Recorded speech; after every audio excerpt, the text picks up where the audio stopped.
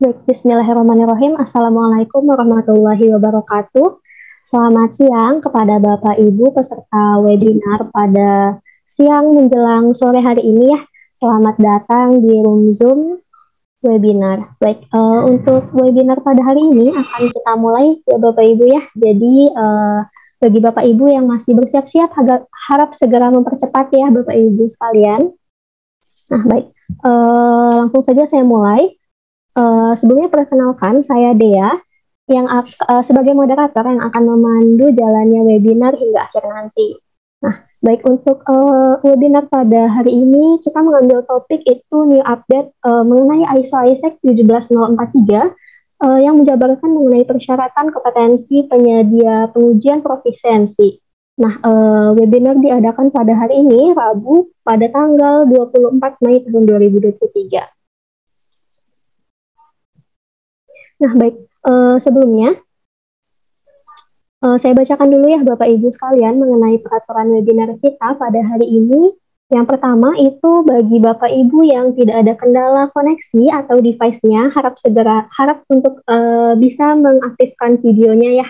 Kemudian selanjutnya bagi Bapak Ibu harap untuk menonaktifkan voice atau mikrofonnya selama kegiatan webinar ini berlangsung agar tidak mengganggu jalannya webinar kali ini.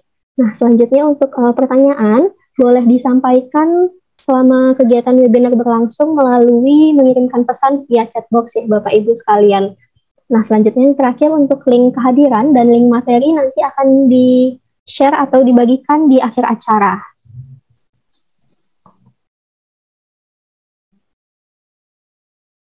Nah, baik bagi Bapak, Ibu, dan teman-teman sekalian, mungkin ada yang baru bergabung dengan SAP dan mengenal SAP Solution. Di sini kami ingin menampilkan dulu sekilas mengenai profil company kita. Baik, kami akan menayangkan video untuk company profile SAP Solution ya Bapak, Ibu ya.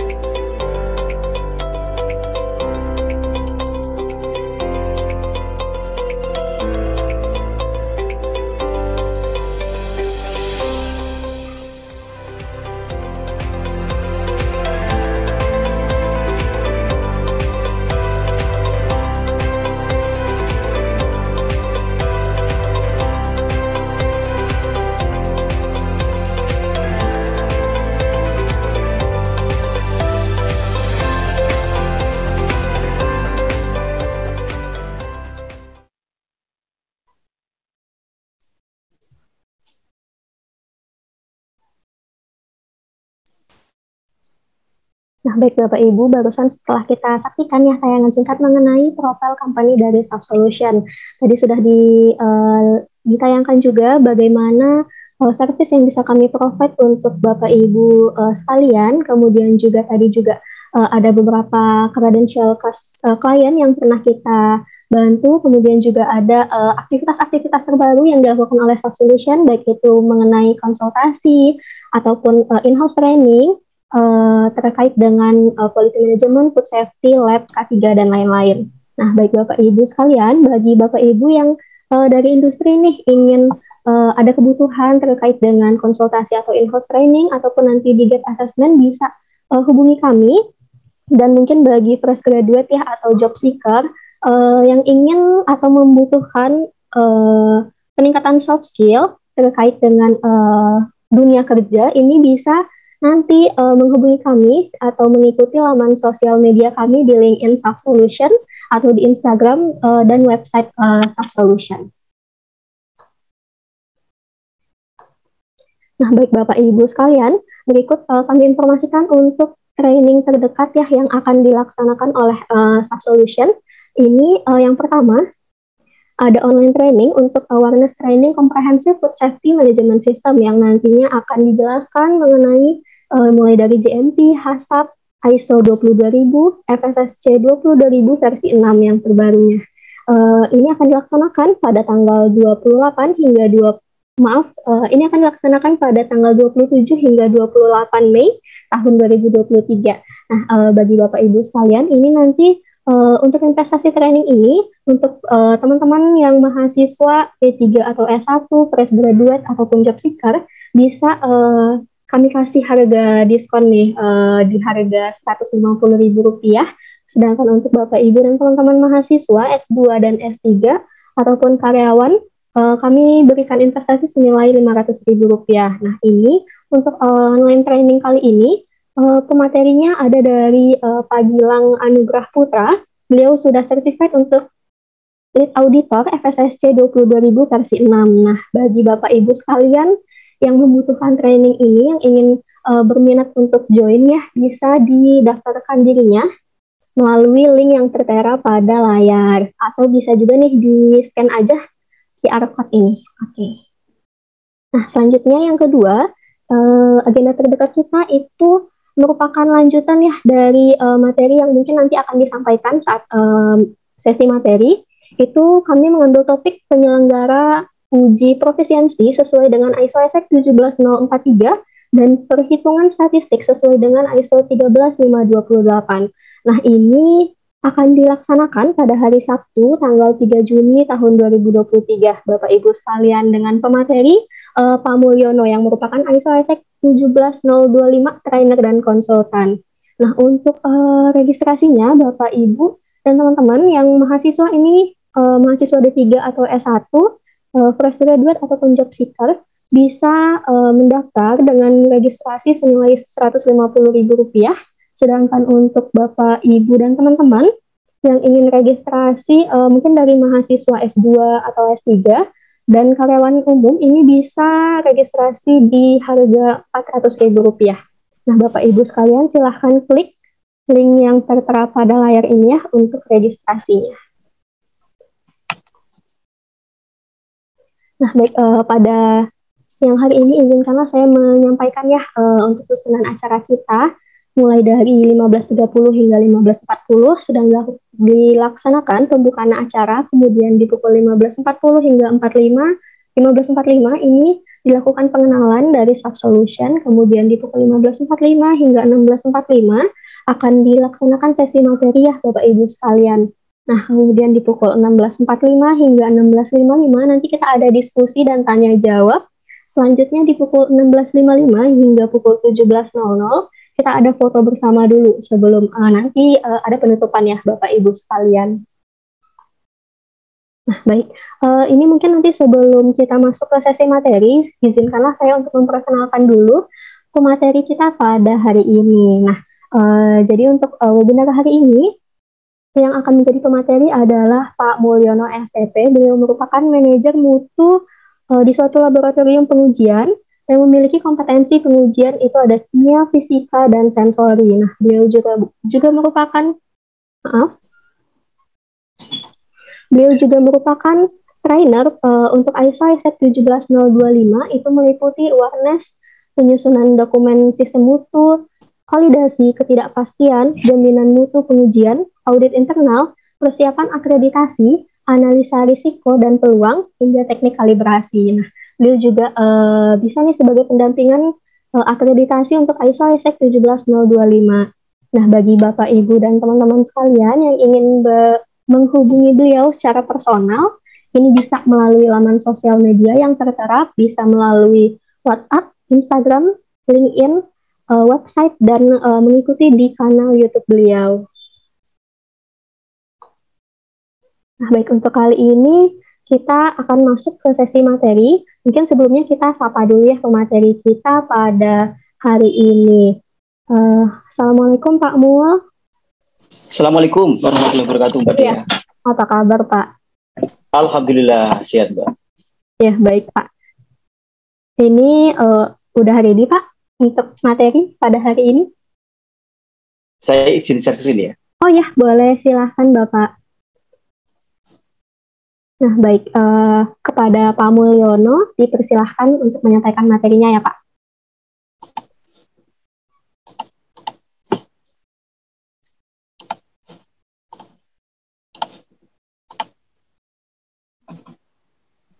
Oke, terlihat ya, Mbak Dia ya. Sudah.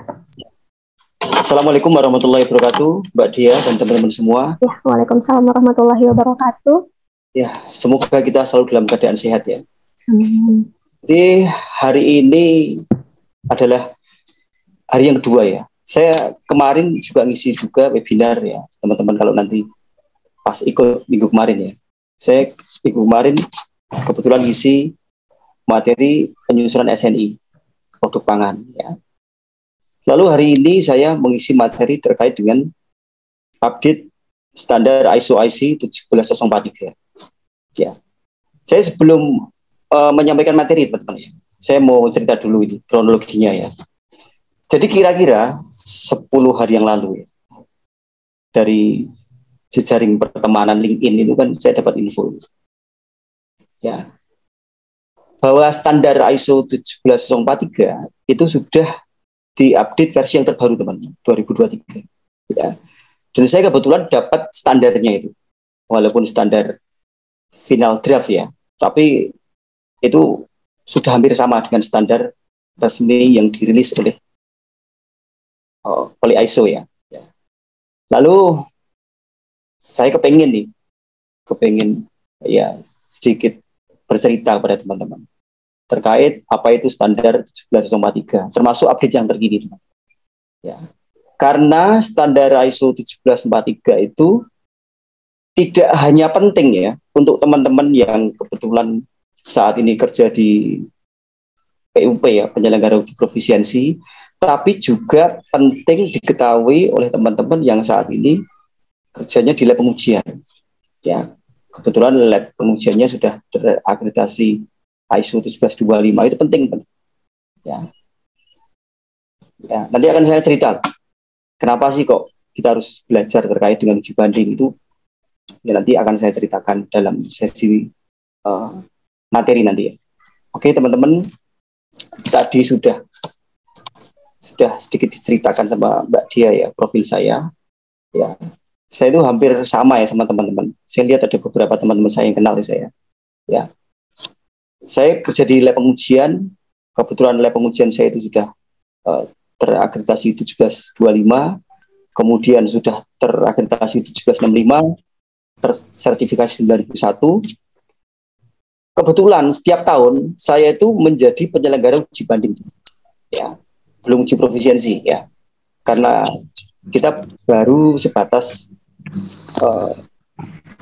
internal ya dengan beberapa teman lab. Ya. Jadi nanti akan saya cerita teman-teman, bagaimana pentingnya kita bisa mengorganisir uji banding atau uji profisiensi itu.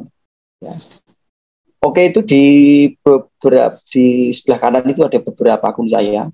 Nanti kalau misalkan hari ini teman-teman sudah selesai mengikuti webinar hari ini, kepengen kontak saya, ya, bincang-bincang terkait dengan lab dan penerapan aplikasinya, nanti silahkan itu ya.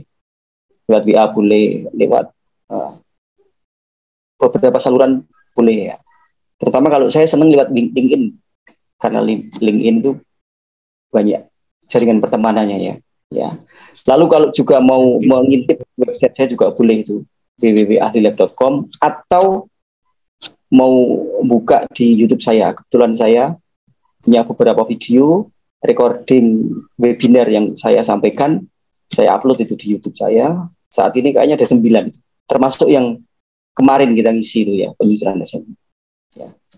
Oke teman-teman, untuk sore ini saya nggak kepengen cerita yang berat-berat ya. Saya kepengen lebih ke storytelling aja. Ya, storytelling aja, mau ya cerita-cerita lah. Ya. Yang pertama itu saya mulai, ini teman-teman ya, yang saat ini bekerja di lab. Mungkin tiap tahun kita kan ikut uji profisiensi ya. Pertanyaan yang mungkin teman-teman perlu tahu ya, kenapa sih ada uji profisiensi? Karena uji profisiensi itu kalau bagi lab itu serem itu ya. Ya. Ini yang sudah sering ikut ya, pasti menganggap uji profisiensi itu serem lah. Gitu. Kalau anak sekolah itu bilangnya kayak ujian nasional, kayak asesmen nasional. Jadi segala daya, upaya, tenaga, dana itu kadang-kadang dipersiapkan all out ya, agar uji profisiensinya itu inlier. Karena itu kan memang wajah kita ya, kelihatan kita itu bagus enggak itu ya dari uji profisiensi. Nanti saya cerita ya teman-teman. Ini prolognya dulu teman-teman. Ya, kalau kita bicara laboratorium pengujian ya, saya lebih spesifik pengujian saja. Ya, kita bisa nggak mengklaim bahwa lab kita itu kompeten? Tidak bisa teman-teman. Jadi klaim itu tidak bisa. Jadi kita boleh mengklaim bahwa lab kita itu kompeten kalau lab kita itu sudah terakreditasi ISO 17025. Itu kalau lab pengujian dan kalibrasi. Atau kalau lab medis itu ISO 15189. Itu no debat lah ya. Jadi nggak usah diperdebatkan ya. Itu sudah konsensus internasional. Ya. Pertanyaan saya gini teman. Saya nggak tahu ya kalau teman-teman mungkin punya kegelisahan yang sama ya. Kalau saya lihat standar ISO 17025 teman, dari klausul 4.1 sampai 8.9, itu kalau saya baca, oh itu kerennya Pol itu, komplit. Ya. Saya kadang-kadang sampai berpikir ini yang bikin standar itu makannya apa ini, sampai bikin standar sekomplit itu. Ya. Saya sedikit mereview teman-teman. Ini dari sisi teknis ya, kalau manajemen saya nggak usah bahas lah. Ya. Teman-teman mungkin bayangkan ya, kenapa lab kita tuh dijamin kompetensinya kalau sudah menerapkan ISO 17025? Nomor satu, personilnya itu pasti kompeten. Dari pendidikan, dari pengalaman, dari pelatihan. Kalau sudah kerja jadi dipantau kompetensinya. Ya. Yang kedua, semua fasilitas yang kita pakai itu harus memadai. Kondisi lingkungannya itu harus terkendali, terpantau. Baik itu suhu, kelembapan, tidak ada boleh ada suara itu berisik, ada goncangan, debu dan lain-lain. Dipantau semua. Tiap hari itu. Nah, yang ketiga, kalau teman-teman mempunyai alat, itu harus sesuai dengan rentang ukur pengujian kita. Ya. Kemudian alat itu kalau dia itu menghasilkan hasil ukur atau mempengaruhi hasil pengukuran, itu wajib dikalibrasi. Itu 64 sama 65 yang bilang. Ya.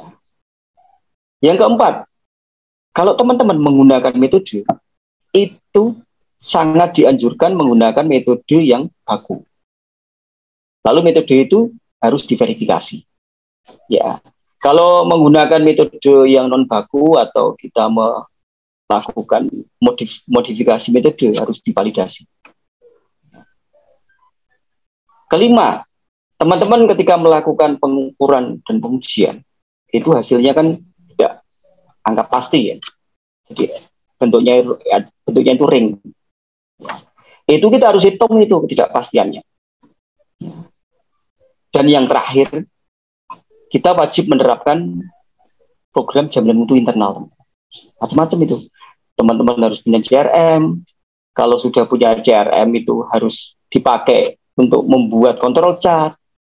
Ya, kalau melakukan pengujian itu nggak boleh simple, harus duplo minimal. Ya. Jadi keren teman-teman. Ya. Tapi ada tapinya ini.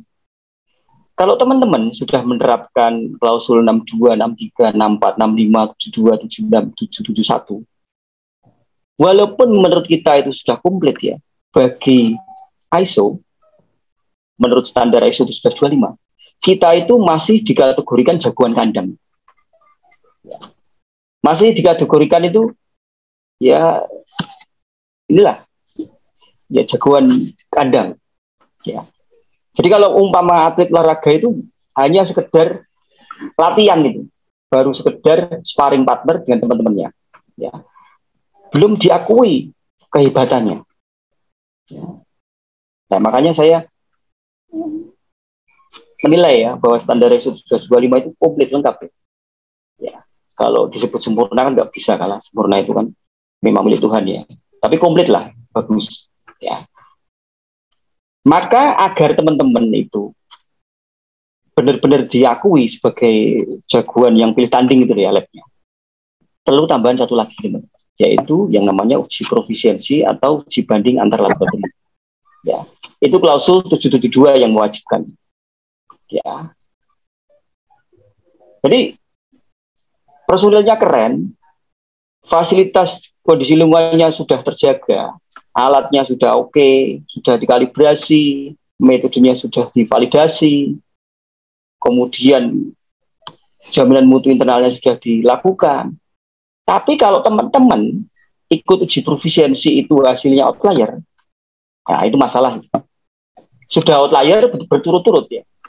Tahun ini outlier, tahun besok outlier lagi. Waduh, itu bermasalah itu manajemen lab. Ya. Jadi memang uji profisiensi itu ya memang bentuk wajah kita ya. Mau dibilang wajah kita itu kompeten atau enggak itu ya salah satu parameternya harus inlier lah untuk uji profisiensi. Ya. Jadi itu ya teman-teman ya. Maka perlu ada yang namanya kegiatan uji profisiensi. Ya. Jadi uji profisiensi itu adalah kita dinilai kinerja lab kita dengan cara hasil uji kita itu dibandingkan dengan lab lain dengan persyaratan yang tertentu ya. Ya, itu ada metodologinya. Ya. Apa fungsi uji profisiensi? Nomor 1 teman-teman, itu adalah persyaratan standar. Kalau teman-teman nggak melakukan ya pasti temuan kritis itu kategori 1. Kita bisa dibekukan itu. Ya. Yang kedua itu ya, wujud penilaian ya. Ya, kompetensi kita itu dipertaruhkan di sana. Itu ya teman-teman ya, makanya ada uji profisiensi. Pertanyaan yang kedua nih, apa itu PUP, penyelenggara uji profisiensi? Ya, sebelum saya menyampaikan apa itu PUP, saya kepingin ngetes dulu sama Mbak Dia. Ya. Mohon maaf ya, kayaknya lainnya nggak open game, saya tanya Mbak Dia aja. Mbak Dia, misalkan Mbak, ya Pak, saya PUP nih Mbak, saya PUP ya, saya punya sampel seperti ini gambarnya ya. Ya. Kebetulan saya bulan Juli ini mau bikin uji banding untuk proximat ya teman-teman ya. Saya mengirim ke banyak lab ya, misalkan 10 atau berapa lab. Saya ambil potret 4 saja. Ya, lab A, lab B, lab C, lab D. Menurut Mbak Dia, mana yang hasilnya itu jelek atau outlier dari 4 hasil pengujian dari lab ini? Ya. Kebetulan 4 lab ini sama-sama melakukan pengujian protein. Ya. A, B, C, atau D? Kalau menurut jawaban saya ya Pak, ya. Aduh saya takut nih kalau salah. Jadi kayaknya ini yang lab A kali apa ya? Ya, itu jawaban yang kita melihat ini Mbak ya, apa hanya sepintas ya. Oh ini lab Iya. A ini, padahal belum tentu Mbak. Bisa ya dan bisa tidak. Ya. Jadi kalau lihat seperti ini teman-teman ya, kalau kita melihat secara sepintas itu lab apa? Lab A kan hasil ujinya beda sendiri. Belum tentu teman-teman. Bisa jadi malah yang inlier itu lab A, yang lab B, lab C, lab D itu outlier. Kalau hasil uji dari lab A itu dia mendekati nilai benarnya. Nah, itulah pentingnya uji profisiensi teman-teman. Ya.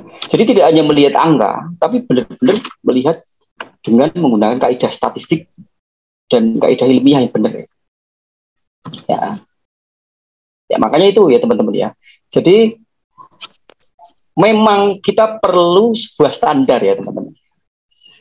Jadi perlu sebuah standar yang mengatur bagaimana cara mengorganisir uji profisiensi. Ya. Itu yang pertama harus terstruktur teman-teman. Harus jelas penanggung jawabnya siapa, ketuanya siapa, siapa yang ngurusi terkait dengan pemilihan metrik sampel, siapa yang mau melakukan preparasi sampel, siapa yang mau melakukan perhitungan homogenitas, stability, pengolahan data, statistik, siapa yang berhubungan dengan customer dan lain-lain. Itu jelas. Ya, terstruktur. Yang kedua sistematis, ada urutannya. Dari mulai pembuatan skema sampai nanti ini ya, pembuatan laporan dan diserahkan kepada pelanggan. Ya. Dan terdokumentasi, harus ada semua itu. Kalau saya mau bikin sampel uji profisiensi itu, saya butuhnya berapa kilo atau berapa gram. Ya. Saya melakukan uji homogenitas itu mana datanya yang membuktikan bahwa sampel itu homogen, harus terdokumentasi. Ya. Harus jelas. Ya. Makanya di dalam standar yang dikeluarkan oleh ISO itu ya, dia mengeluarkan satu standar, yaitu ISO IC 17043. Ya, hari ini yang kita bahas itu. Ya. Ini yang saya screenshot yang lama ya, yang versi 2010. Karena BSN belum ya.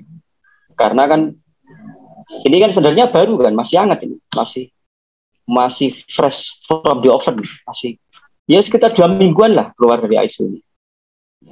Perlu standar ini. Dan ini standar penilaian kompetensi ya teman-teman. Makanya yang memberikan pengakuan itu kan Komite Akreditasi Nasional. Ya. Jadi kalau teman-teman kepingin labnya itu diakui sebagai penyelenggara uji profisiensi yang profesional, legal, harus menerapkan standar ini. Ya. Dan masih sedikit ya di Indonesia ya, saya cek itu baru 35. Ya.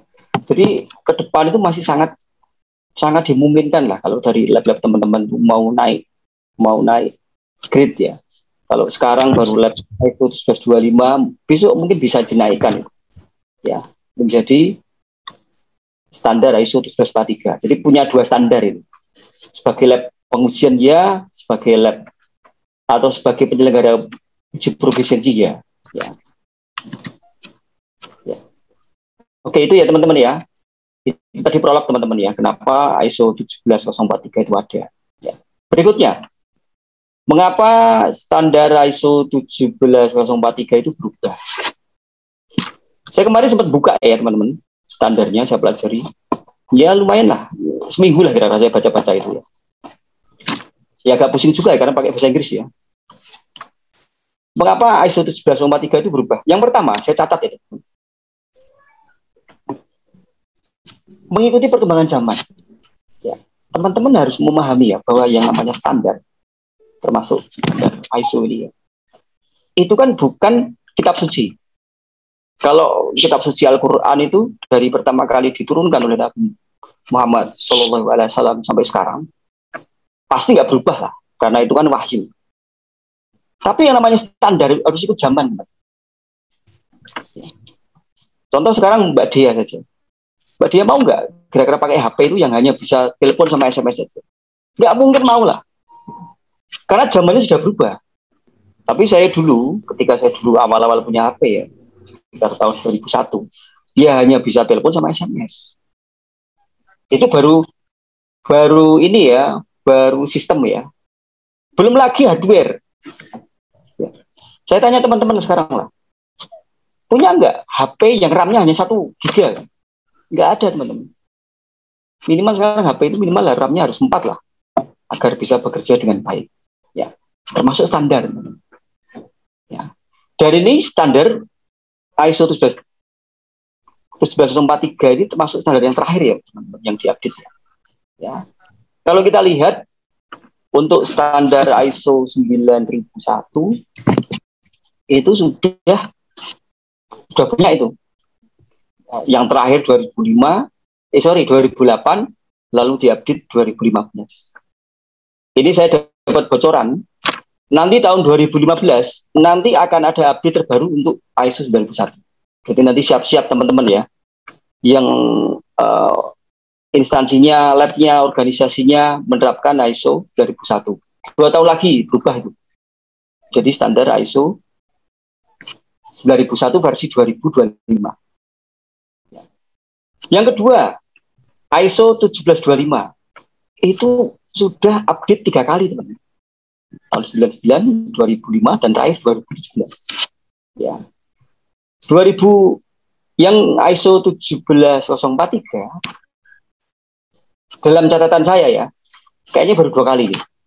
Saya belum tahu ya yang standar sebelumnya. Jadi yang terakhir 2010, baru yang update sekarang 2023. Dan ini terus terang agak lama ya, teman-teman. Ya. Agak lama itu. 13 tahun baru diupdate. Ya. Sebenarnya ya agak terlambat ini. Jadi itu yang pertama, teman-teman, yang namanya standar itu harus ikut zaman. Yang kedua, nanti teman-teman, kalau belajar ISO 1743 yang versi baru itu lebih enak. Beneran. Saya sudah merasakan sendiri. Karena standar ISO 1743 itu sekarang klausulnya ya sama Waalaikumsalam. Ya, sama dengan 1725. Jadi kalau teman-teman nanti belajar ya, misalkan 1725 klausul personil 6.2 di 1743 yang baru itu sama 6.2. Teman-teman mau melihat ya, Pak, saya mau melihat audit internal klausul berapa, Pak? Sama. 1725 itu dia klausul 8.8, 1743 juga 8.8. Jadi hampir semua, ya nggak semua ya, 70% lah hampir sama. Jadi nanti kita belajarnya enak. Ya, makanya itulah fungsi update dari standar ISO 17043 ini, teman-teman, agar harmonis dengan standar penilaian kesesuaian yang lain. Ya. Kita buka ya sedikit yang 1743 ya. Kalau dulu itu kayak gini modelnya. Ini kayak 1725 yang versi lama. Ya. Hanya ada persyaratan teknis dan manajemen. Saya kadang-kadang kalau buka standar 1725 yang baru dengan 1743 yang lama, itu agak rancu itu. Bingung saya. Personel itu ya. Oh, 1125 itu 6.2, tapi yang lama 43 itu 42. Tapi yang baru seperti ini. Ya. Kalau teman-teman lihat hampir sama kan? Ya kan? Ya. 4, ada ketidakberpihakan, kerahasiaan, struktur klausul 5, sumber daya klausul 6, 7 proses, manajemen 8. Bahkan untuk klausul 8 itu persis dengan 1125. Dari 81 sampai 8.9. Ya. 6, klausul 6 juga hampir sama ya. 62, 63, 64. Ya. Jadi ini penting teman-teman ya. Memang seharusnya standar itu seperti ini, teman-teman. Standar itu harus harmonis. Standar satu dengan standar yang lainnya itu harus harmonis agar kita sebagai user atau sebagai pengguna itu enak belajarnya. Ya. Yang ketiga, ya. Jadi di dalam standar ISO 17043 yang baru ini, dia menambahkan beberapa persyaratan dari KASKO ya. Jadi KASKO itu standar yang dibikin ya oleh ISO, itu isinya terkait dengan prinsip dasar, filosofi, konsep bekerja dalam kegiatan penilaian kesesuaian. Ya. Penilaian kesesuaian itu biasanya, ini kunci ya teman-teman, itu standarnya itu kepalanya 17. Jadi hampir semua kegiatan penilaian kesesuaian itu kepalanya 17. Ya. Memang ada yang kepala 15, kepala 18, tapi enggak banyak. Paling banyak kepala 17. Contoh 1725 lab pengujian, 1720 itu lembaga inspeksi, 17065 lembaga sertifikasi produk, 17021 ya sertifikasi sistem manajemen, ya 17024 sertifikasi personil. Ya. Nantinya semua standar-standar yang terkait dengan kegiatan penilaian kesesuaian itu pasti ditambahkan terkait dengan klausul ini. Ya. Jadi harus ada klausul ketidakberpihakan, harus ada klausul kerahasiaan, harus ada klausul menangani pengaduan dan banding. Ya. Itu wajib itu. Ya. Jadi itu adalah prinsip-prinsip dasar dalam kegiatan penilaian kesesuaian. Ya. Yang keempat, ini ya yang keempat ya teman-teman ya. Teman-teman lihat di sini ya. Di dalam standar ISO 17043 yang baru ya, di klausul 8, kalau teman-teman lihat, ya. Jadi 17043 itu kan ada sisi teknis, ada sisi manajemen. Ya. Untuk sisi manajemen 17043 dia itu ngadopsi dari ISO 9001 2015. Ya. Di mana di dalam standar ISO 9001 2015 dia itu mewajibkan bahwa standar itu harus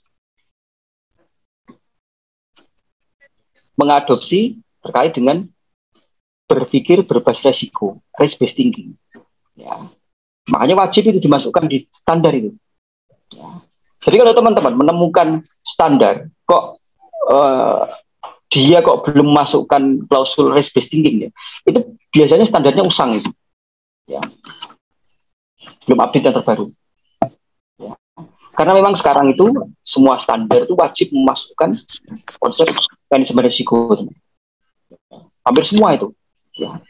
Bahkan kalau teman-teman lihat itu di dalam standar audit internal juga memasukkan audit berbasis risiko. Hampir semua sekarang memasukkan ya risk based thinking atau berpikir berbasis risiko. Ya. Ini sebagai pengganti ya teman-teman.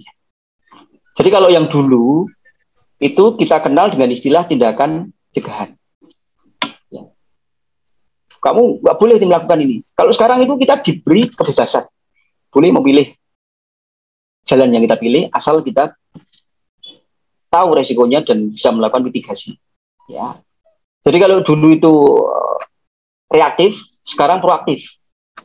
Ya, makanya dimasukkan di dalam standar ISO 17043. Ya.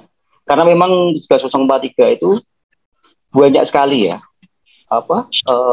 mungkin masalah atau problem yang bisa kita jadikan acuan untuk melakukan risk based thinking. Ya. Nanti akan saya cerita sedikit ya, contohnya apa. Ya, Pak Mul, maaf Pak. Ya. Di pesan di chatbox ini ada pertanyaan, ada 2 pertanyaan. Yang pertama itu dari Pak Adi Wahyu Alzanto. Ini pertanyaannya tidak ada aspek peralatan ya Pak? Atau mungkin ini Pak Adi ingin bertanya langsung Pak? Atau sini aja Mbak, tak selesaikan dulu aja ya. Oh ya, boleh Pak, silahkan. Maaf ya teman-teman ya, saya selesaikan dulu ya. Nanti selesai biar kita nanti kalau sesi tanya jawab lebih enak. Ya. Oke itu ya teman-teman ya, terkait dengan mengapa harus ada update atau revisi 17043 ya. Lalu saya selanjutnya menyampaikan terkait dengan standar ISO 17043 2023 ya. Tapi ini review teman-teman ya, enggak semua saya sampaikan ya karena waktunya terbatas ya. Jadi yang pertama, standar 1743 itu sama dengan 1725. 4 itu persyaratan umum. Isinya yang ketidakberpihakan. Ya. Jadi intinya teman-teman, kegiatan penyelenggaraan uji profisiensi itu kita harus independen, nggak boleh berpihak. Ya, bebas dari tekanan apapun. Ya. Sekalipun itu pesertanya adalah grup dari lab kita, nggak boleh. Ya. Yang kedua, semua kegiatan-kegiatan terkait dengan kegiatan penyelenggaraan uji profisiensi, terutama terkait dengan identitas peserta, solusi peserta, nilai peserta, ya, itu harus dirahasiakan.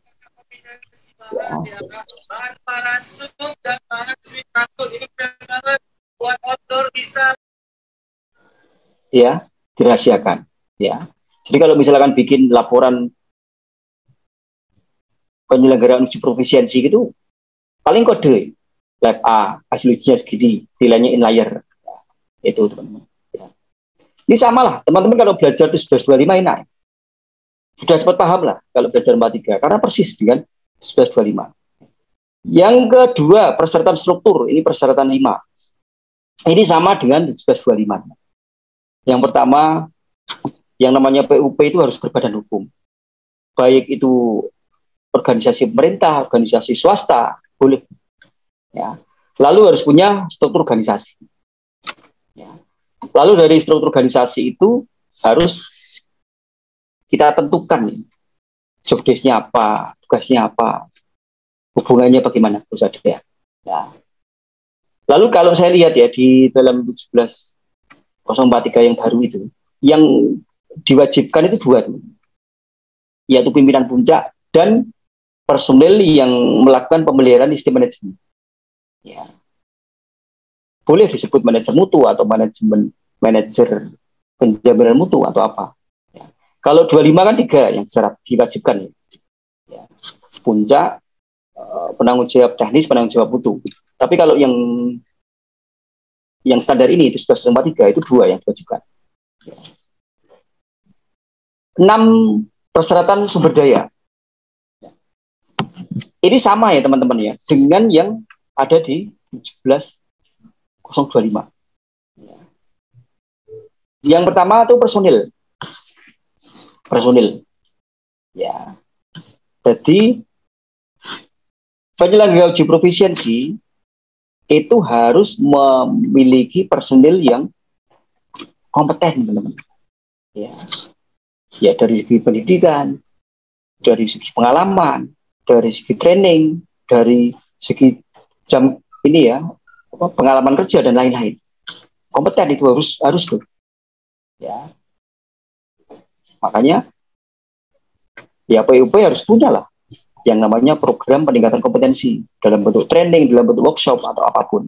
Ya. Yang kedua, jumlahnya itu harus mencukupi, teman. Ya.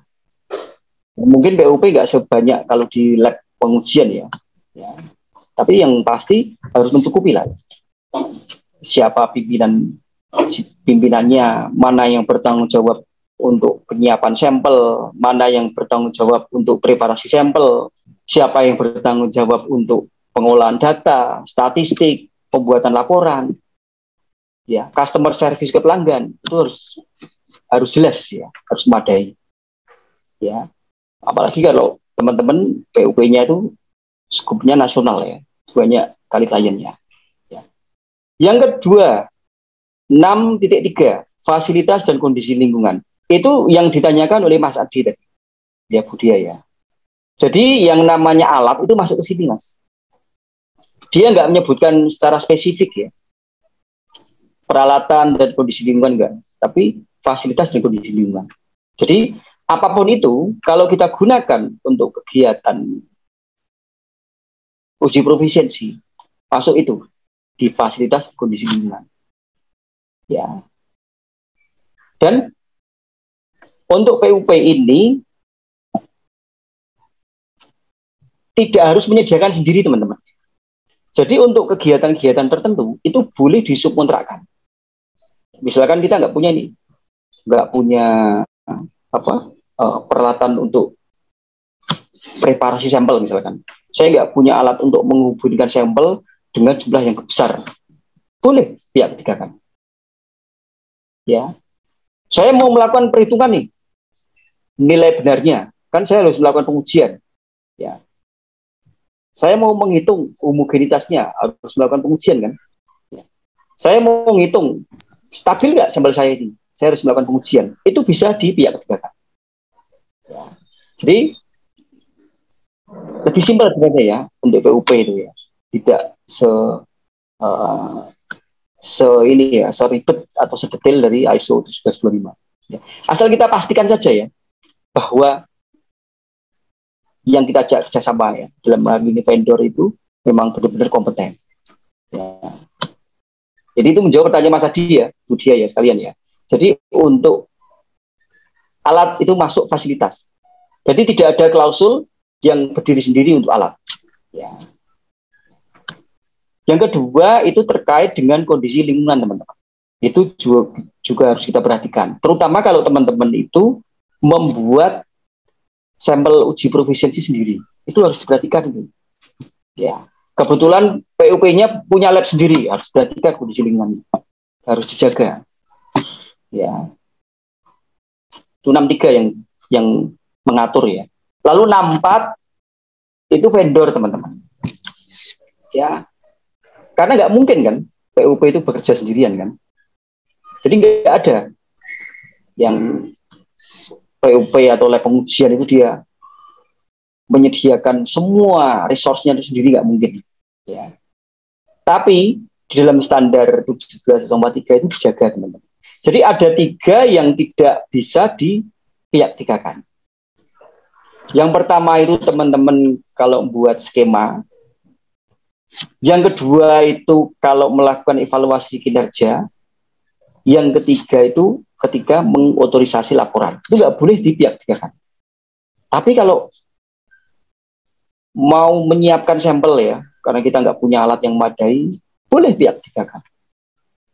Kita nggak bisa menghitung nilai acuan ya, karena kita nggak punya alat pengujian yang memadai, boleh pihak tigakan.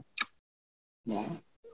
Kita nggak bisa ngitung nih, homogen atau enggak, stabil atau enggak, bisa di pihak tigakan. Ya. Tapi 3 itu nggak boleh, teman-teman. Yaitu membuat skema, mengevaluasi kinerja, dan otorisasi nggak boleh. Ya. Ini hampir sama ya, 25 ya. Jadi yang nggak ada itu 65 itu kan nggak ada. Yang ketertulisan mitologis. Ya, kemudian alat juga nggak ada. Alat masuknya ke fasilitas. Ya. Oh ya, tambahan satu lagi teman-teman. Untuk 63, kalau teman-teman itu menggunakan alat-alat pengujian dan alat ukur, itu juga punya kewajiban dikalibrasi. Jadi maksudnya ke 63. Ya. Lanjut ke klausul 7. Ya. Klausul 7 ini terkait dengan proses bisnis PUP. Ya. Jadi kalau kita sebagai lab pengujian ya, ISO 1225, proses bisnis kita itu kan memang menerima sampel, melakukan pengujian, memberikan hasil uji kan. Ya. Kalau di 17043 ya hampir sama ya. Ya. Kita menerima pelanggan, kemudian pelanggan itu mendaftar atau meregistrasi sebagai peserta, kemudian kita bikin aturan dalam bentuk skema, mengirim sampel, kemudian peserta itu melakukan pengujian, mengirim hasil ke kita mengeluarkan pengolahan data, melaporkan hasilnya. Ya. Makanya di dalam standar klausul 7 hampir sama urut-urutannya. Ya. Kita mulai dari 7.1 teman-teman. Ya. Jadi 71 itu hampir sama dengan 71 yang di ISO 1125. Ya. Isinya apa? Ya, 7.1 itu menetapkan kontrak dan mengkomunikasikan skema uji profisiensi. Ya. Untuk klausul 711 itu sama dengan 17025, yaitu kaji ulang permintaan tender dan kontrak. Ya. Jadi teman-teman, kalau mau menerima peserta ya untuk mendaftar uji profisiensi, itu tidak semata-mata semua diterima, teman-teman. Kita seleksi dulu, yaitu namanya kaji ulang permintaan. Ya. Kita seleksi dulu. Peserta ini dia memang sanggup nggak mengikuti aturan yang kita bikin. Ya. Ya. Kalau dia sanggup, sesuai, baru kita terima itu. Ya. Jadi tidak serta-merta semua bisa kita terima ya. Itu ada di klausul kaji ulang permintaan tender dan kontrak. Ya. Lalu yang kedua, yang 71.2 ini, ya, komunikasi skema. Ya. Jadi harus ada yang namanya skema uji profisiensi, teman. Ya. Dan skema itu harus kita komunikasikan kepada pelanggan agar pelanggan ini dia tahu ya aturan mainnya gimana sih uji profisiensi. Ya, komplit itu. Ya, ketentuan waktunya, ketentuan cara pengujiannya, ketentuan pelaporan hasilnya, ketentuan preparasinya dan lain-lain, detail itu sampai biayanya. Ya. Itu harus dikomunikasikan pada pelanggan agar pelanggan bisa jelas ya. Ya. Jadi ini sama ya dengan 1725 ya. Cuma hanya ada tambahan satu, komunikasi skema. Ya. Kalau 711 kan sama, kaji ulang permintaan tender dan kontrak. Ya. Lalu 7.2 ya. Kalau di 1725 itu kan dia bilang validasi metode ya. Tapi kalau yang 1743 itu desain dan perencanaan uji profisiensi. Ya. Ini tidak dapat disubkontrakkan, teman-teman. Ya. Jadi di sini dijelaskan secara detail ya, teman-teman. Kalau kita mau bikin skema uji profisiensi, itu diatur di klausul 7.2.1. Itu komplit itu. Saya baca itu klausulnya dari A sampai U. Dari personil yang terlibat sampai ke U, tindakan yang diambil apabila sampel itu terlambat atau rusak. Jadi banyak klausulnya. Ya. Jadi memang komplit itu. Pembuatan skema itu nggak main-main dia. Ya. Lalu 7.2.2 desain statistik dan penentuan nilai acuan. Ya. Oleh standar 17043 itu sebenarnya tidak dibatasi ya, teman-teman. Mau pakai metode statistik yang mana nggak apa-apa, bisa. Yang penting kita memenuhi kaidah ilmiah, itu yang nomor satu. Ya. Tapi oleh standar ISO dia juga memberikan acuan atau panduan agar ya PUP itu tidak bingung. Ini gimana cara pengolahan datanya. Ya. Makanya ada dokumen pelengkap ya, yaitu standar ISO 13528. Ya. Jadi kalau teman-teman nanti belajar ISO 1743 ya gabungannya harus belajar juga ISO 13528 karena itu satu paket itu. Ya. Dan yang terbaru itu versi 2022 ya. Saya belum punya itu, yang punya versi 2015. Ya. Penentuan nilai acuan ini ya, ini juga diatur di 17043. Ada 5 itu. Teman-teman bisa menggunakan nilai acuan dari CRM, bisa menggunakan formulasi, bisa acuan dari ditentukan satu lab, bisa ditentukan dari beberapa lab ahli atau dari konsensus peserta. Ya. Kalau selama ini kan yang kita tahu kan hanya dari konsensus peserta kan, ya. Padahal itu hanya salah satu acuan. Ada acuan yang lain. Ya. 7.3 produksi dan distribusi item. Nah, ini diatur di 7.3 ya. Ya. Yang pertama produksi, bagaimana kita memproduksi item atau sampel uji profisiensi, disebutkan secara jelas itu. Ya, kalau teman-teman kepengen lebih detail ya, gimana bikin bahan acuan, itu silakan buka juga literatur lainnya, yaitu ISO 17034. Ya, bagaimana cara melakukan penilaian homogen dan stabilitas. Ya, itu juga ada acuannya di ISO 13528. Ya. Lalu bagaimana melakukan penanganan dan penyimpanan. Ya. Itu serupa dengan yang 1725 yang klausul 7.4. Jadi kalau kita melakukan penanganan, penyimpanan itu harus tertelusur, harus disimpan dengan kondisi yang tepat, tidak mudah rusak, identifikasinya jelas. Ya. Lalu setelah penanganan penyimpanan itu pengepakan, pelabelan, distribusi. Ya. Ini sama dengan klausul yang lama ya, yang versi 2010. Ya. Lalu evaluasi dan pelaporan hasil skema uji profisiensi. Ya.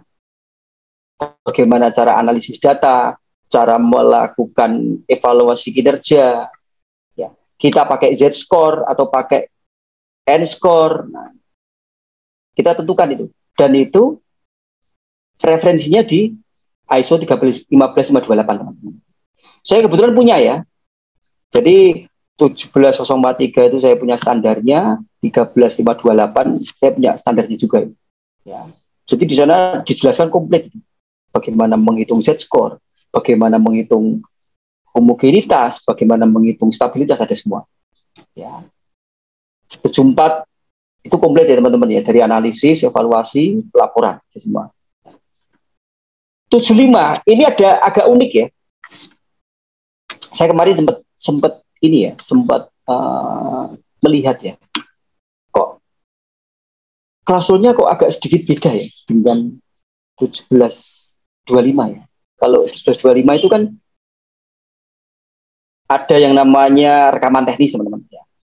75 kemudian 77 jaminan mutu, terus yang lain-lain. Tapi di 17043 ini dijadikan menjadi subklausul teman-teman. Ya. Jadi kegiatan dari penyelenggaraan uji profisiensi itu memang harus dikendalikan prosesnya agar sesuai dengan skema yang kita desain dari awal. Ya. Isi pengendalian prosesnya itu apa? Nomor 1 itu 751. Rekaman teknis harus diatur itu. Harus prinsipnya itu harus tertelusur, harus mudah diakses, tidak mudah rusak, genuine, asli. Ya. 751 rekaman teknis. Ini mirip dengan 1725 yang klausul 7.5. Ya. Yang kedua, kalau kita menggunakan alat-alat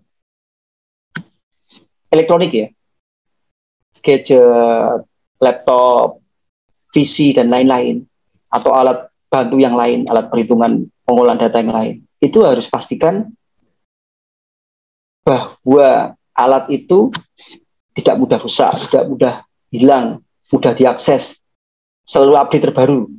Itu yang ngatur 752 itu. 7.5.2 pengolahan manajemen data dan informasi. Ini mirip dengan klausul 7.11 di ISO 1725. Lalu ada yang namanya pengawasan proses. Ya, itu kalau di 1725 itu mirip dengan jaminan mutu pengujian. Ya. Jadi menggunakan CRM, alatnya harus tertelusur, terkalibrasi, pengecekan antara dan lain-lain. Pengawasan proses. Ya. Kemudian kalau kita menemukan ya ada pekerjaan itu nggak sesuai dengan SOP, itu kita juga harus tulis itu dalam klausul 75.4, pekerjaan tidak sesuai. Dan ini sama dengan klausul ISO 1125 yang klausul 710. Ya. Jadi hampir sama ya teman-teman ya, hampir sama dengan 1125, cuma tempatnya aja yang beda ya. Ya. Jadi yang namanya pekerjaan tidak sesuai, pengawasan proses, pengolahan manajemen data dan informasi, Dan rekaman teknis itu tidak jadi klausul sendiri, tapi dia masuk ke sub klausul pengadilan proses. Ya, itu yang mungkin sedikit membedakan ya, dengan 1725. Ya.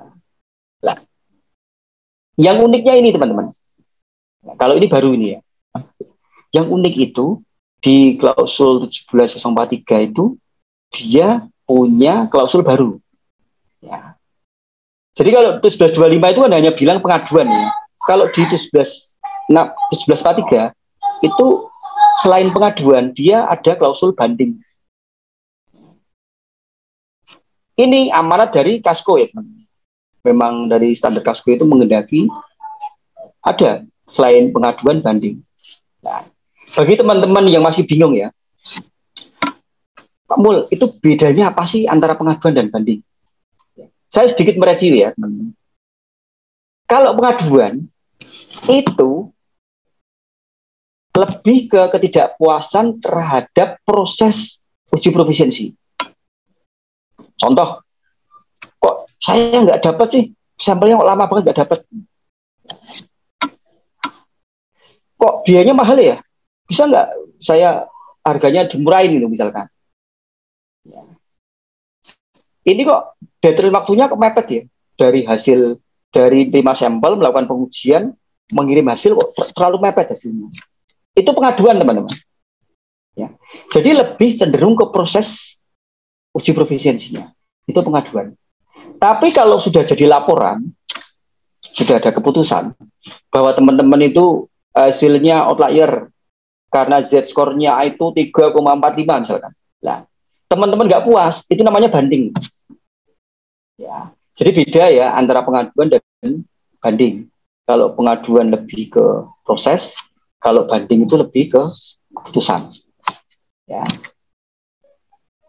ya itu untuk klausul 7 ya. Hampir sama semua ya dengan 1125, cuma mungkin ya beda-beda dikit lah ya untuk penamaan klausulnya. Khusus untuk klausul 8 ini sama dengan 1725. Ya, persis. Ya, makanya saya nggak bahas ini ya. Karena teman-teman sudah khatam ya klausul 8 ini. Ya. Ini ngadopsi dari ISO 9001. Ya. Yang menjadi catatan saya itu klausul 8.5. Karena itu klausul baru bagi 1743. Ini menggantikan tindakan pencegahan. Jadi ini penting teman-teman ya. Saya sedikit cerita. Kalau kita itu menjadi penyelenggara uji profisiensi atau banding, itu memang kadang muncul masalah. Contoh nih, gimana kalau teman-teman jadi penyelenggara uji profisiensi, pesertanya banyak, hasilnya acak. Itu gimana itu? Kita memanage resikonya. Hasilnya acak. Ya. Nggak mungkin hasilnya. Contoh lagi, gimana tuh kalau kita sudah jadwalkan misalkan mengirim sampel, distribusi sampel ke peserta, kita deadline seminggu selesai, seminggu sampai ke sana, ternyata lebih. Itu kan mempengaruhi ya. Nah, itu gimana manajemen risikonya? Dan sebagainya ya. Ya. Contoh lagi gimana kalau misalkan dari personil lab itu melakukan tindakan tidak terpuji misalkan. Membocorkan hasil, misalkan membocorkan nilai acuan misalkan. Gimana kita manage resikonya? Nah, itu semua diatur di 8.5. Ya. Oke. Dan yang terakhir ini ya teman-teman. Kalau teman-teman belajar ISO 1743, maka pasangannya ini. Ya. Jadi nggak bisa kita hanya belajar 17043 saja.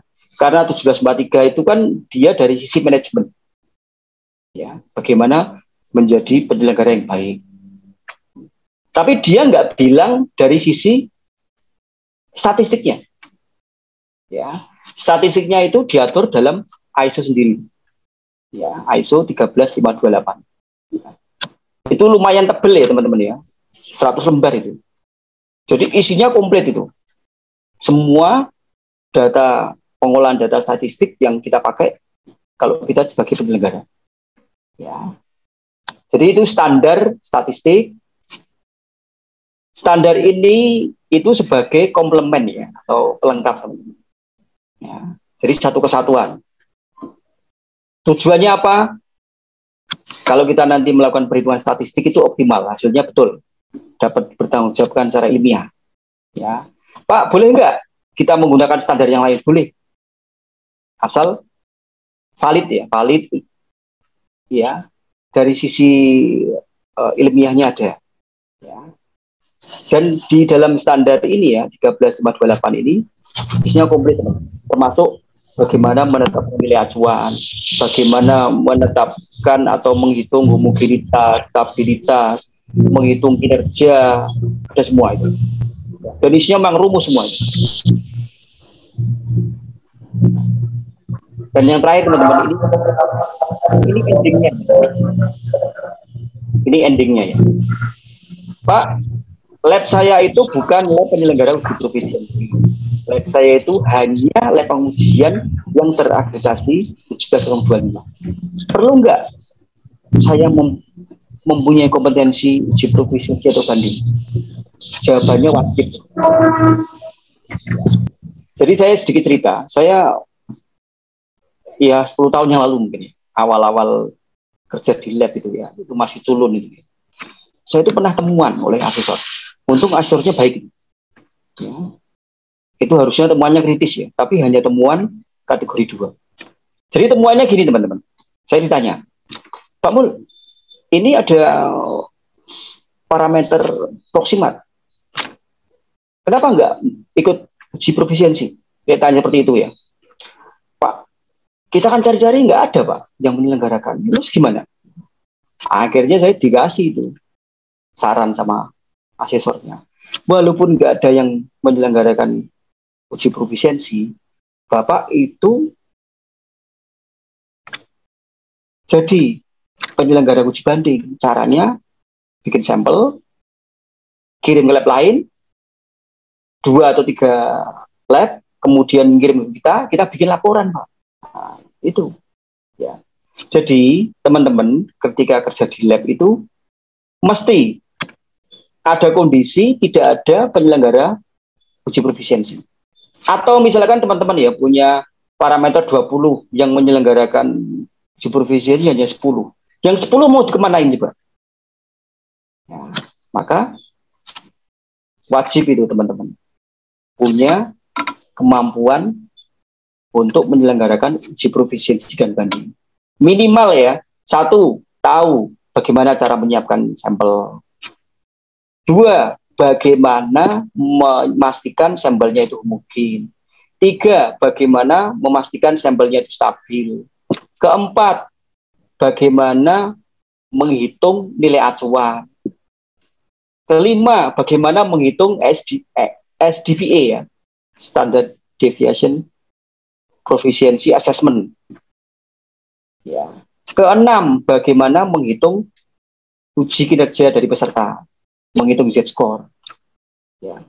Itu pengalaman teknis teman-teman. Itu benar-benar kompetensi teknis itu yang memang harus kita pelajari. Ya. Dan insya Allah itu semua akan kita pelajari di tanggal 3 Juni ya Mbak Dia ya. Ya. Jadi nanti 3 Juni kita ketemu dengan materi yang lebih komplit. Ya, kalau ini kan hanya sekedar review ya teman-teman. Saya menyampaikan review terkait dengan update 17.043 terbaru. Tapi kalau 3 Juni itu lama itu. Nah, kita ketemu 5 jam. Ya, nanti akan saya sampaikan bagaimana menyiapkan objek, bagaimana menghitung homogenitas, bagaimana menetapkan nilai acuan, bagaimana menghitung Z-score, bahkan bagaimana ketika hasil uji itu outlier, kita melakukan investigasi. Ya. Dan ada bonusnya ya teman-teman ya. Nanti saya berikan template Excel. Ya, jadi kalau teman-teman mau ngitung homogen, stabilitas, nilai acuan, menghitung Z-score itu sudah dalam bentuk Excel. Teman-teman tinggal pakai saja. Oke Mbak Dia ya. Mungkin itu materi saya. Nah, baik, terima kasih banyak Pak Mul. Baik, selanjutnya kita masuk ke sesi diskusi ya Pak ya. Oke, Banyak juga yang nanya ya, Mbak ya? ya lumayan banyak Lumayan. sih Pak. Mungkin saya bacakan satu persatu ya Pak pertanyaannya. Iya. Oke, baik. Yang pertama tadi sudah terjawab ya, mungkin dari tadi sebelumnya ada dari Pak Adi. Nah, selanjutnya untuk pertanyaan kedua, ini dari Ibu Evita Fitrianis. Nah, pertanyaannya, mohon maaf Pak, mau bertanya terkait perbedaan ISO 17025 dengan ISO 17043 itu seperti apa ya Pak? Iya, Bu. Kalau 1743 itu lembaganya ya, Bu ya. Jadi kalau Bapak Ibu mau punya lembaga atau organisasi penyelenggara uji profisiensi itu 1743.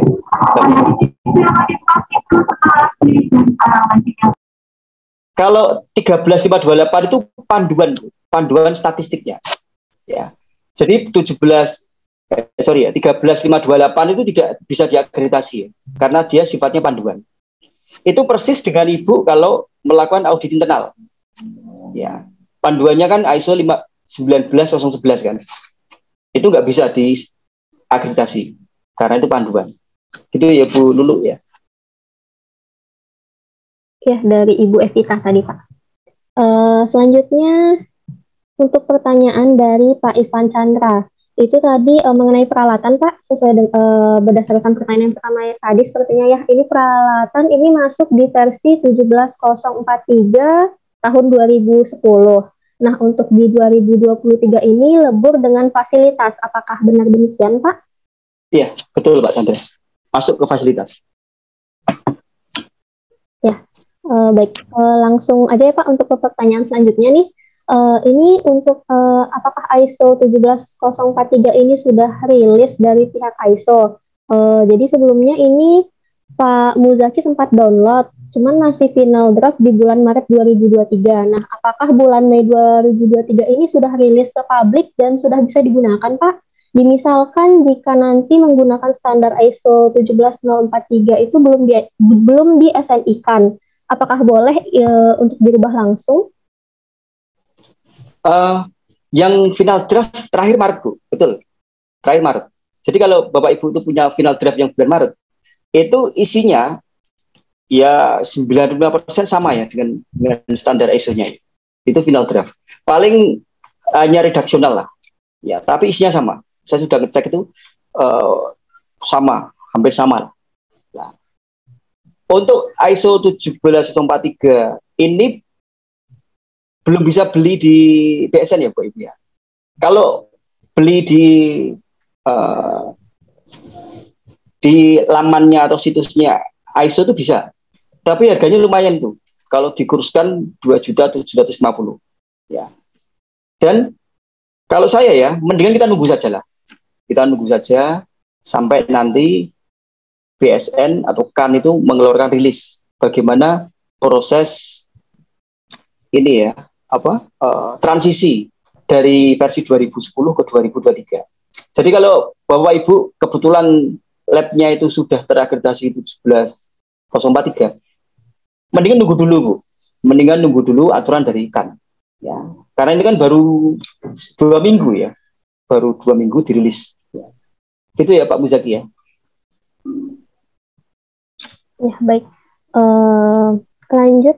Sebelumnya kalau dari Pak Muzaki ini apakah ada tanggapan lagi Pak?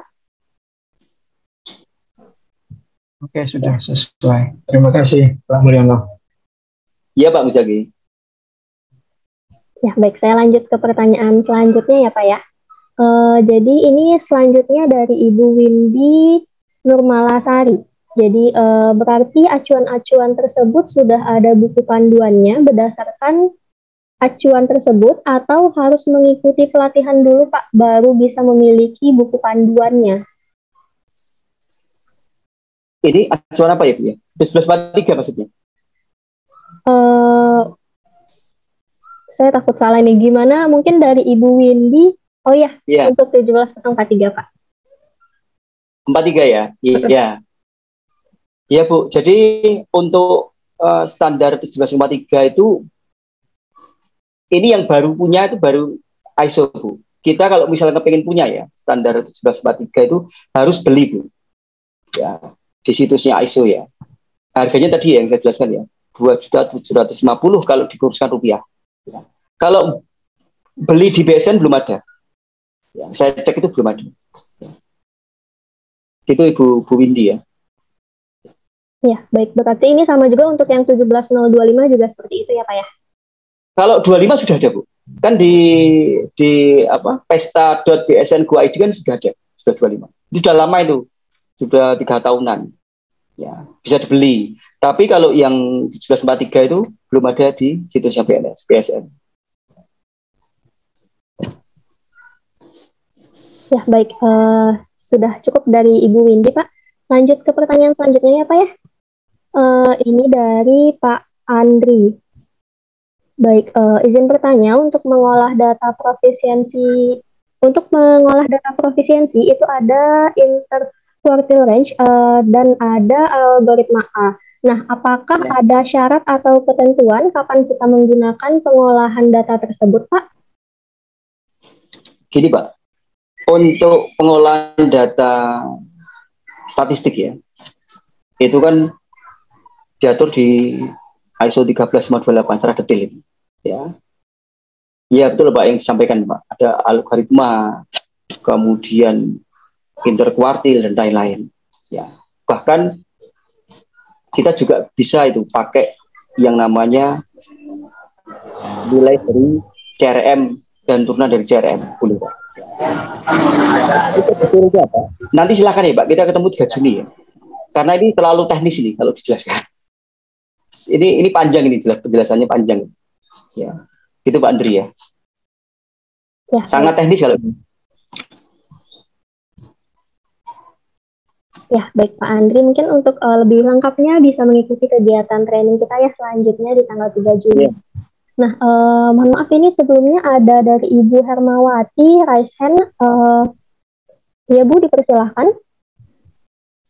Terima kasih Mbak. Saya ingin bertanya kepada Pak Mul untuk syarat kompetensi personil dikatakan kompetennya itu syarat apa saja yang harus dimiliki pada saat kita mau mengajukan 17043 selain dari personil sudah memahami ISO 17043.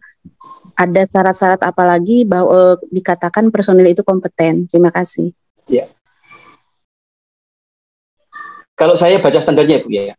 Kalau dibaca standarnya sih dia hanya mensyaratkan kompeten, kemudian mempunyai keahlian dalam bidang ini Bu, uji profisiensi. Ya. Kalau dilihat tahapan-tahapan di uji profisiensi kan banyak itu Bu. Yang pertama kita harus menyiapkan sampel, ya, menyiapkan sampel. Yang kedua kita harus memastikan sampelnya itu homogen dengan menghitung homogenitas, menyiapkan sampelnya itu stabil, menghitung stabilitas, kemudian menghitung nilai acuan. Kalau menurut saya Bu ya, kalau saya baca dari standarnya ini 17043 itu jelas Bu yang diminta itu ya terkait dengan statistiknya Bu, harus kuat itu kalau di 17043. Ya. Statistiknya harus kuat ya. Kalau untuk yang pengujian ya, misalkan kita kebetulan sampelnya itu bikin sendiri misalkan. Ya, PUP itu bikin sampel sendiri. Ya jelas kita harus punya kemampuan di dalam teknik pengujian, Bu. Ya, makanya baiknya itu PUP itu juga sekalian jadi lab pengujian terakreditasi 1725. Ya. Gitu ya, Bu ya.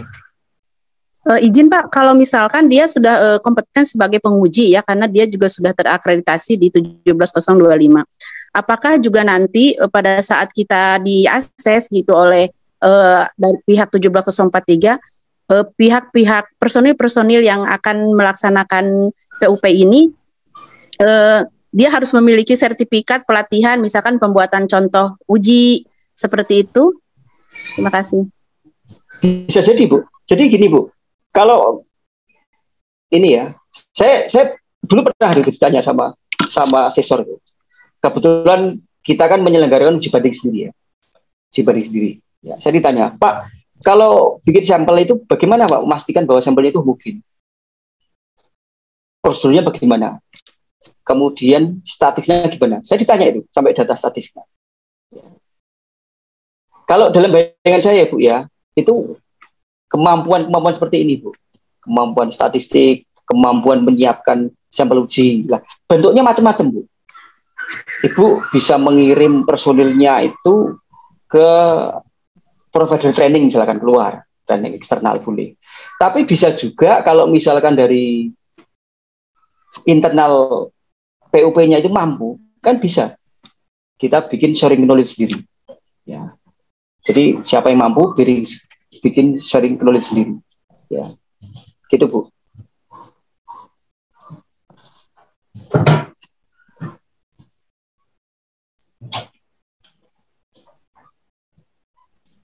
Ya bentuknya macam-macam Bu. Mau training boleh, workshop boleh, sharing knowledge boleh. Tapi yang pasti langkah ini harus dipenuhi semua. Baik, terima kasih Pak. Ya, baik. Mungkin Ya, Bu. karena waktunya juga udah mepet ya Pak ya, jadi kita langsung aja ke pertanyaan selanjutnya. Ini dari Ibu Anita. Selamat sore Pak Mulyono, izin bertanya, lab saya belum terakreditasi ISO 17025 Pak. Jadi boleh tolong dijelaskan lebih Pak, apa yang harus disiapkan sebagai lab pengujian jika ingin mengikuti UP dengan ruang lingkup air, lemak, protein, abu, karbo, dan serat. Nah, kemudian jika ruang lingkup saya ini tidak ada di PUP, apa saja yang harus saya siapkan jika saya menjadi penyelenggara UB? Terima kasih, Pak. Iya, Bu Anita ya. Jadi gini Bu, yang pertama Bu, Ibu browsing saja di internet ya. Ada nggak penyelenggara uji profisiensi yang sesuai dengan sampel Ibu? Misalkan sampel saya itu biskuit Pak. Biskuit, lalu untuk pengujiannya itu proximat, air, abu, protein, lemak, ya, serat, karbohidrat, dan lain-lain. Itu yang pertama itu. Kalau kebetulan kita cari-cari ya, informasi itu ada penyelenggaranya, ya kita ikut Bu. Kita ikut, kita apply permohonan jadi peserta dengan syarat yang ditentukan oleh PUP. Ya, ya nanti di komunikasi dengan PUP-nya ya, syaratnya apa. Ya. Yang kedua, kalau tidak ada yang menyelenggarakan, nah ini yang tadi saya sampaikan ya. Ini sama dengan saya ini. Ya, saya dulu pernah dapat temuan dari Kandim. Pak, kenapa sih nggak ada yang menyelenggarakan dan lab nggak inisiatif menyelenggarakan sendiri? Nah, Ibu mau nggak mau harus punya kompetensi untuk menyelenggarakan uji banding, Bu. Jadi grade-nya bukan uji profisiensi ya, tapi uji banding. Ya. Jadi walaupun itu grade-nya uji banding, tapi prinsip-prinsip penyelenggaraannya itu harus sama dengan uji profisiensi. Ya. Contoh prinsip penyiapan sampel, prinsip menghitung homogenitas, menghitung stabilitas, menghitung Z-score itu harus sama itu standarnya. Nggak boleh berubah. Nah, jadi itu Bu Anita ya.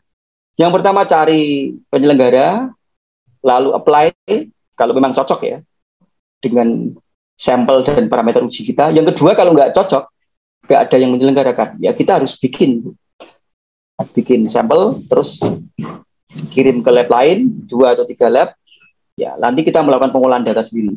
Jadi seolah-olah kita itu jadi penyelenggara, tapi penyelenggara uji banding ya, bukan PUP tapi PUB, ya. Karena di dalam standar ISO 17025 itu kan dia ada 2 pilihan ya. Kamu bisa milih ikut uji profisiensi atau uji banding kan gitu. Ya. Kalau uji profisiensi jelas penyelenggaranya harus terakreditasi 17043. Tapi kalau uji banding itu nggak harus. Saya aja tiap tahun menyelenggarakan. Ya. Itu Bu Anita ya. Ya, bagaimana Bu Anita? Apakah ada tanggapan lain? Nah, baik, langsung aja Pak untuk pertanyaan selanjutnya. Ini dari Ibu atau Bapak Luluk. Ini izin bertanya, apakah kalau mengajukan ISO 17043 juga wajib terakreditasi untuk ISO 13528 tadi, Pak? Kayak tadi sudah jawab, Bu. Yang akreditasi itu 1143, 13528 itu panduan statistiknya, bukan akreditasinya. Oke. Ya. Nah, baik. Ke pertanyaan selanjutnya. Ini dari Pak Bayu Ferianto ya. Izin bertanya, Pak, apakah Bapak punya channel untuk referensi uji profisiensi mikrobiologi, Pak? Saya itu, mohon maaf ya Pak Bayu ya, saya itu kebetulan kompetensi saya ya di kimia, fisika, sama sensori, Pak. Saya kalau mikrobiologi nggak banyak punya akses, Pak, ke lab uji profisiensinya. Ya. Tapi mungkin bisa dicari-cari itu, Pak. Nomor satu itu dicari di situsnya CAN ya, can.or.id. Itu kan ada list penyelenggara uji profisiensi. Dicari saja kira-kira yang cocok mana.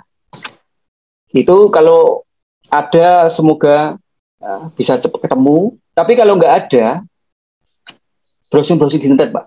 Coba di lab-lab lain tuh ada yang menyelenggarakan. Ya. Kayak di tempat saya itu kan walaupun labnya belum 1743, tapi kita hampir tiap tahun bikin uji banding untuk Proximat, Pak. Air abu protein lemak ya, hanya 4 tahun. Ya, nanti di bulan Juli. Ya, itu tiap tahun itu kita lakukan. Ya. Walaupun lab saya belum 1743, tapi menyelenggarakan uji banding untuk sampel itu. Ya. Itu mungkin untuk parameter yang lain itu mungkin ada, Pak, di lab lain. Tapi biasanya itu kan internal ya, tidak dipublish ya. Saya tidak publish ya, hanya untuk keperluan internal dan beberapa teman lah. Ya. Tidak dipublish untuk umum. Ya. Itu ada itu yang jawab tuh. Ya, sepertinya ada nih jawabannya di chatbox ya Pak Bayu ya. Iya. Nah, baik, lanjut ke pertanyaan selanjutnya ya Pak ya. Ini ada dari SIG dari Pak Edi Laksono. Nah, Pak Mul, apakah bisa dijelaskan kembali perbedaan nyata atau mendasar implementasi klausul kaji ulang, permintaan tender dan kontrak di lab 17025 dengan PUP di 17043, Pak? Jadi untuk 1725 ya, teman-teman, pastikan kalau kita terima sampel itu sesuai dengan persyaratan yang kita bikin. Contoh misalkan saya terima sampel untuk uji Proximat, misalkan sampelnya harus 500 gram dalam kemasan yang tertutup, ya seperti itu, Pak. Ya. Jadi untuk 1125 itu adalah aturan ya. Bagaimana kita terima sampel dari segi jumlah, dari segi bentuk, dari segi penyimpanan dan lain-lain. Kalau yang di PUP itu bagaimana kita menerima pendaftaran peserta, Pak. Ya. Kan bisa jadi ya, karakteristik peserta itu dengan sampel kita kan nggak sesuai kan. Contoh, ada penyelenggara uji profisiensi untuk sampel timbal misalkan. Tapi dia sampelnya makanan. Padahal PUP-nya untuk sampel timbal untuk air limbah misalkan. Kan beda. Kan nggak cocok karakteristiknya. Nah, kira-kira seperti itu, Pak. Ya. Bagaimana aturan kita dalam menerima pendaftaran peserta itu, Pak, kalau di PUP. Ya. Nah, baik. Lanjut untuk pertanyaan selanjutnya. Ini sebelumnya Pak Edi bagaimana Pak? Apakah ada tanggapan atau sudah cukup? Nah, mungkin sambil kita lanjutkan saja ya Pak untuk pertanyaan selanjutnya. Ini dari Pak David Aji Rikaldi. Nah, ini untuk pengujian untuk uji profisiensi perbandingan lab harus sejenis apa bisa berbeda tergantung dengan parameter yang tersedia di lab tersebut, Pak? Iya, Bu. Biasanya sih harus sejenis ya. Harus sejenis sampelnya, harus sejenis rentang ukurnya, harus sejenis. Ya. Karena nggak mungkin kalau misalkan contoh tempat saya ya, saya misalkan ikut uji profisiensi untuk sampel air limbah itu nggak bisa di tempat saya, karena alat kita juga tidak bisa menjangkau sampai konsentrasi yang tinggi. Kita hanya untuk misalkan uji timbal itu paling untuk makanan. Memang Bu. Jadi harus sesuai sampelnya, sesuai parameternya, tentang umurnya harus sesuai. Itu Pak David ya. Oke. Nah, baik, ini mungkin untuk pertanyaan terakhir ya Pak, sebelum nanti ditutup. Ini ada pertanyaan dari Pak Armas Arifin. Nah, mohon izin bertanya Pak Mulyono, dalam hal terjadi gugatan uji profisiensi, bagaimana prosedur resolusinya Pak? Terima kasih. Gini Pak, saya itu baru buka standarnya kan ini Pak. Standarnya yang 1743 itu kan masuknya kan ini ya, klausul ini ya. Banding berarti. Jadi yang ditanyakan Pak Armas itu banding itu. Intinya kita nggak puas kan hasil dari ini ya, hasil uji kita itu kita nggak puas lah. Misalkan hasil kita itu udah nggak layar, kita nggak puas. Nah, itu kan baru masuk ini Pak ke klausul yang baru kan terkait dengan banding. Ya. Nanti mungkin kita nunggu Pak, nunggu dari aturan kan. Karena jelas kalau ini sudah ada standar baru ya versi 2003, dia pasti nomor 1 kan itu nanti pasti diadopsi jadi SNI. Ya, karena di Indonesia sudah banyak itu yang jadi PUP. Kalau sudah jadi SNI itu pasti ada aturan turunannya Pak, pasti itu. Ya, termasuk yang banding ini Pak. Jadi kita tunggu saja Pak. Ya, untuk banding ini. Ya. Kalau di lab itu ya, kalau setahu saya ya, kalau misalnya kita nggak puas terhadap hasil pengujian, ini lab ya teman-teman ya, bukan PUP ya. Setahu saya itu 1, kita uji ulang. Kalau uji ulang nggak puas, itu biasanya ada yang namanya tim independen. Ya, jadi dia itu tim yang ditunjuk oleh lab dan ditunjuk oleh pelanggan, nanti menginvestigasi hasilnya gimana. Ya. Tapi kalau itu nggak puas juga, kita bisa itu lapor ke KAN kalau terhadap hasil nggak puas terhadap hasil pengujian. Tapi untuk PUP, saya mungkin harus nunggu dulu Pak aturan turunan dari KAN gimana ini. Gitu Mbak Dia ya. Ya, baik, sepertinya untuk sesi diskusi kali ini kita cukupkan ya Pak, mengingat waktu juga sudah molor 5 menit ini. Baik, saya izin dulu untuk share. Oke.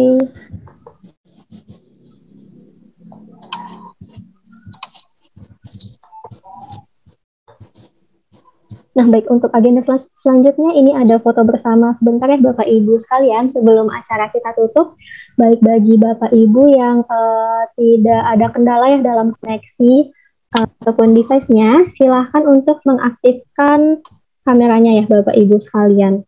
Bapak Ibu peserta webinar hari ini, sampailah kita di penghujung acara ya Bapak Ibu sekalian. Mohon maaf tadi sepertinya saya ada kendala ya dalam memberikan link materi. Mohon maaf sekali Bapak dan Ibu.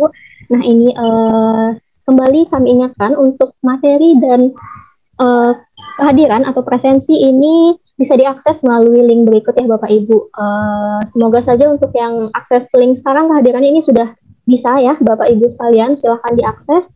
Ini juga saya bantu untuk pengirimannya di chat box. Seperti tadi saya sudah kirimkan nih Bapak Ibu ya.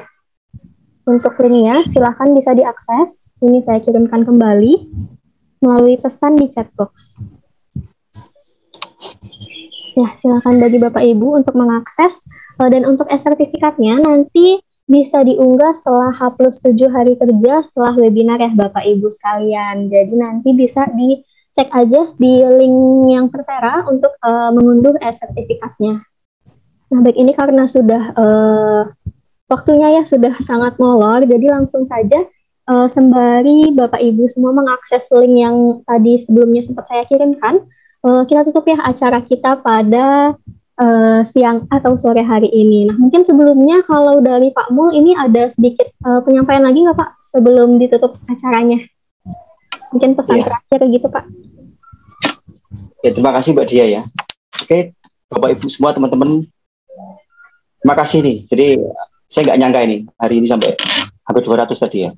Iya, benar Pak. Semoga yang saya sampaikan ini materi update 17043 itu dapat bermanfaat terutama untuk teman-teman yang memang sudah jadi PUP atau teman-teman yang sampai sekarang di wilayah pengujian, karena kompetensi atau ilmu terkait dengan uji banding itu penting. Ya, antisipasi yang tadi ya, kalau nggak ada penyelenggara uji profisiensi, kita tetap harus action, itu nggak boleh diem saja. Oke, terima kasih Mbak Dia. Ya, baik Pak. Terima kasih banyak. Waalaikumsalam warahmatullahi wabarakatuh. Baik, kepada Bapak Ibu, teman-teman peserta webinar pada sore hari ini, terima kasih banyak ya atas partisipasinya. Sampai jumpa pada kegiatan Staff Solution berikutnya. Nah, baik untuk Bapak Ibu, jika ingin mengakses atau mengikuti kami untuk mengetahui kegiatan-kegiatan selanjutnya yang akan diselenggarakan, bisa di-scan ya di QR code berikut untuk melihat katalog kegiatan-kegiatan kami. Nah, bagi Bapak Ibu sekalian yang ingin menulis ulasan atau review terkait dengan kegiatan kita pada hari ini, bisa melalui Google ya Bapak Ibu sekalian, atau di laman sosial media kami di LinkedIn, Instagram, ataupun website Staff Solution. Baik Bapak Ibu, saya sebagai moderator mohon maaf ya apabila ada salah selama jalannya webinar pada hari ini. Terima kasih banyak atas partisipannya. Saya ucapkan terima kasih, dan untuk acara pada sore hari ini saya tutup dengan wabillahi taufik wal hidayah. Wassalamualaikum warahmatullahi wabarakatuh.